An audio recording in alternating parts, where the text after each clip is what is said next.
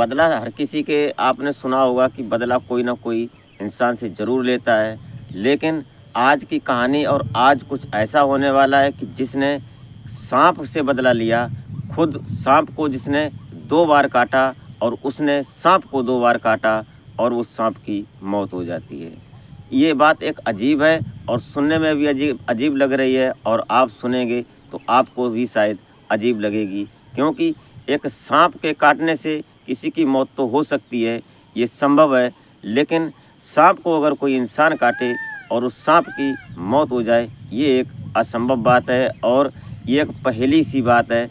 ऐसा ही हुआ है कि बिहार में एक रेलवे का काम चल रहा था नवादा में, और वहाँ पर एक जो मज़दूर काम करता है अपनी झाड़ी करता था, लेकिन वो अपने जहाँ पर रहता था वहाँ सोने के लिए जब जाता है तो उसको सांप काट लेता है। और जब वो देखता है कि मुझे लग रहा है किसी ने काट लिया, और जब उसको पड़ताल करता है, नज़र घुमाता है, तो पता चलता है कि वहाँ से सांप काट कर जा रहा है।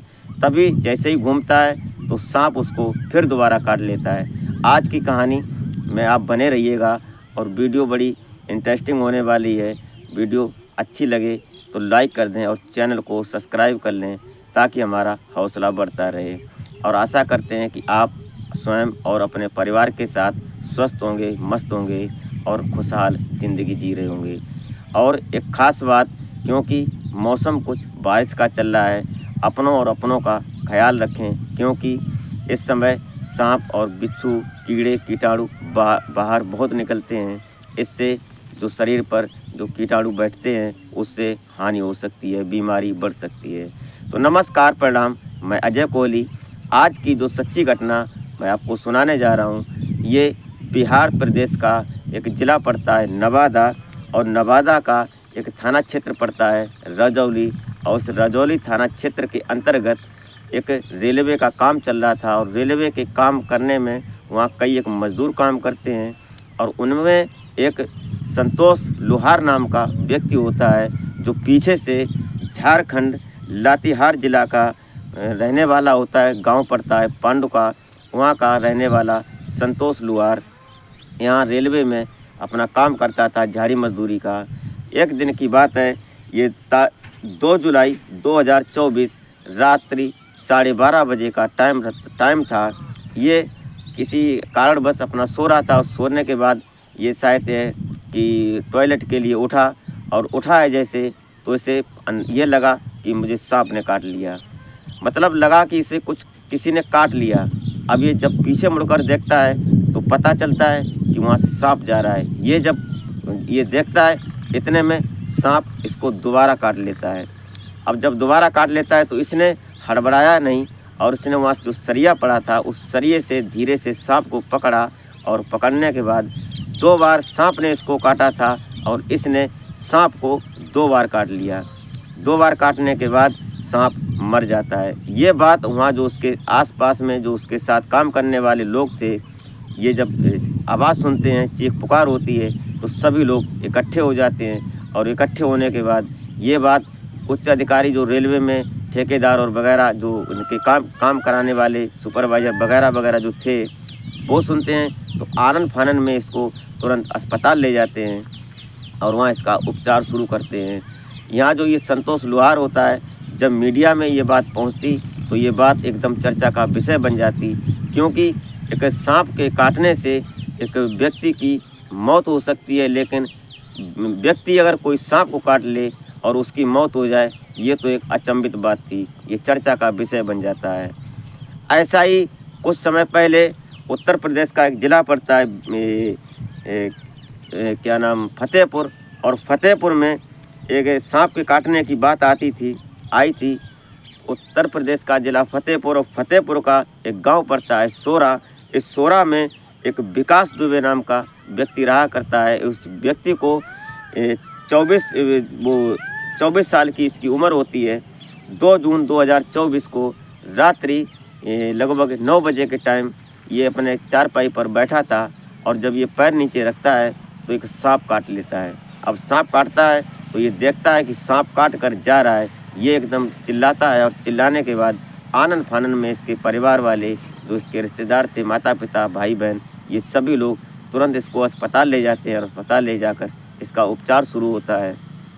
ये ठीक हो जाता है। ठीक होने के बाद ये 26 दिन में 5 बार इस विकास दुबे को सांप ने काटा। फिर अगली तारीख आती है 10 जून रात्रि 8 बजे।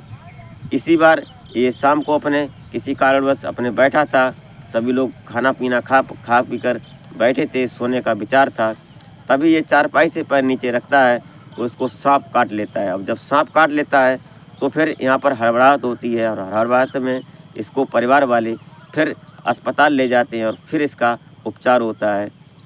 ये फिर सही हो जाता है।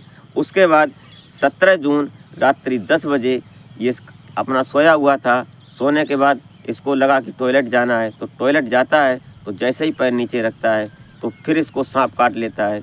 ये बात एक चर्चा का विषय बन जाती है।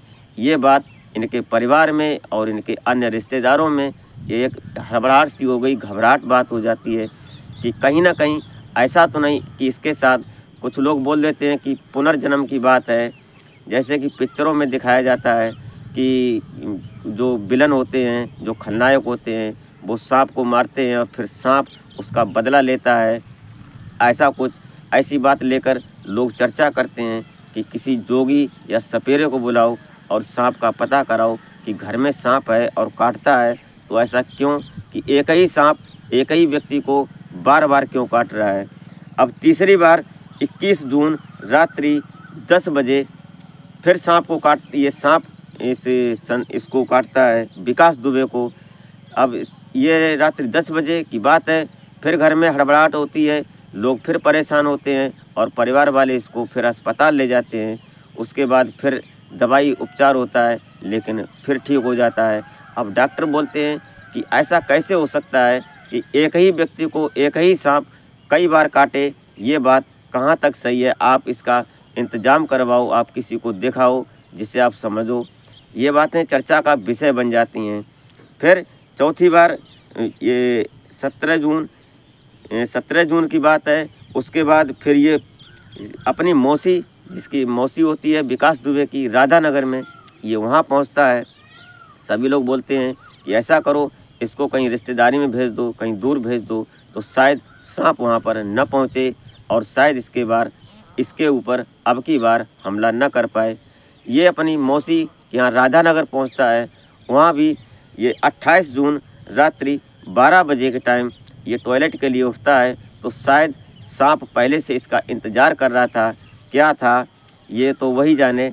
अब जैसे ये पैर नीचे रखता है और सांप इसको तुरंत काट लेता है। जब ये सांप वहाँ भी काट लेता है तो फिर उसकी मौसी, उसके जो मौसा थे और जो और रिश्तेदार थे, ये परेशान हो जाते हैं और ये तुरंत इसको हॉस्पिटल ले जाते हैं।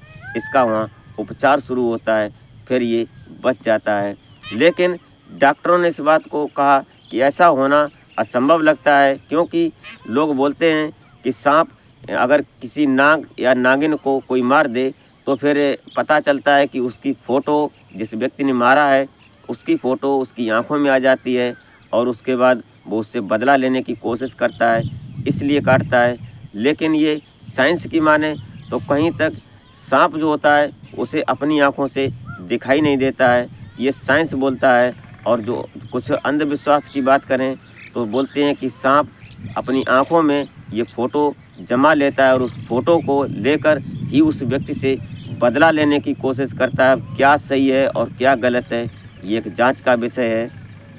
अभी तक जो विकास दुबे है ये बच जाता है और उसके बाद अब की बार सांप ने नहीं काटा। 26 दिन के अंदर इसको 5 बार सांप काटता है। ऐसा ही एक मामला आगरा से आया था।